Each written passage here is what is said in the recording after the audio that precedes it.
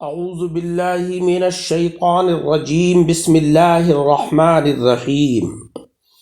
سامعین اکرام، آج کے درس قرآن کا موضوع سورہ قریش ہے، جس کو کہ ہم نمازوں کے اندر پڑھتے ہیں، مگر اس کے معنی اور مطالب سے ناواقف ہونے کی وجہ سے ہمیں یہ پتہ ہی نہیں چلتا کہ اللہ رب العزت نے کون کون سی نعمتیں ہمیں اس میں یاد دلائی ہیں۔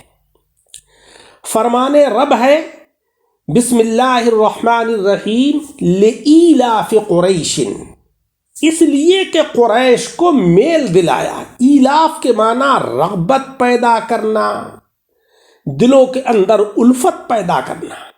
ایلافہم رحلۃ الشتاء والصیف، ان کے جاڑے اور گرمی دونوں کے کوچ میں میل دلایا۔ شتا کہتے ہیں جاڑے کے موسم کو، اور صیف کہتے ہیں گرمی کے موسم کو۔ یعنی اللہ رب العزت کی نعمتیں بے شمار ہیں، ان میں سے ایک نعمت ظاہرہ یہ ہے کہ اس نے قریش کو ہر سال میں 2 سفروں کی طرف رغبت دلائی، ان کے دلوں میں 2 سفروں کی الفت پیدا کی، ان کی محبت ان میں ڈالی۔ جاڑے کے موسم میں یمن کا سفر اور گرمی کے موسم میں شام کا سفر وہ کرتے تھے۔ قریش تجارت کے لیے ان موسموں میں یہ سفر کرتے، اور ہر جگہ کے لوگ انہیں اہل حرم کہتے اور ان کی عزت اور احترام کرتے تھے۔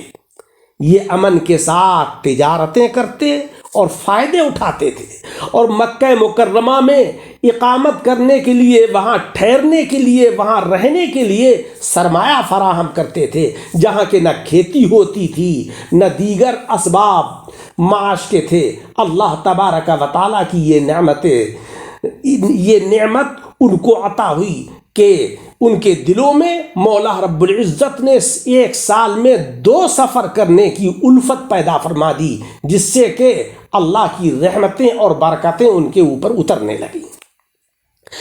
فَلْيَعْبُدُوا رَبَّ هَذَا الْبَيْتِ، تو انہیں چاہیے، یعنی قریش کو چاہیے کہ اس گھر کے رب کی بندگی کریں، اس گھر کے رب کی عبادت کریں، یعنی کعبۃ المکرمہ کے رب کی۔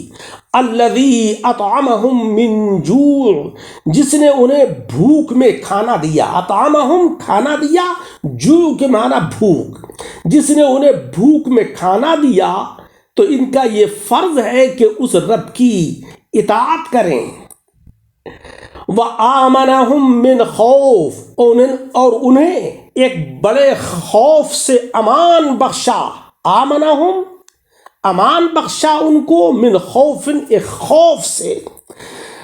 حرم شریف کے سبب اور اہل مکہ ہونے کے سبب کہ کوئی ان سے تعارض نہیں کرتا، باوجود اس کے کہ اطراف میں قتل و غارت گری ہوتی تھی، قافلے لٹتے تھے، مسافر مارے جاتے تھے، لیکن قریش کو کوئی ہاتھ بھی نہیں لگاتا تھا کہ یہ تو اہل حرم ہیں، یہ تو قابل احترام ہیں، یہ قابل عزت ہیں۔ یہ سب اللہ رب العزت کا فضل و کرم تھا۔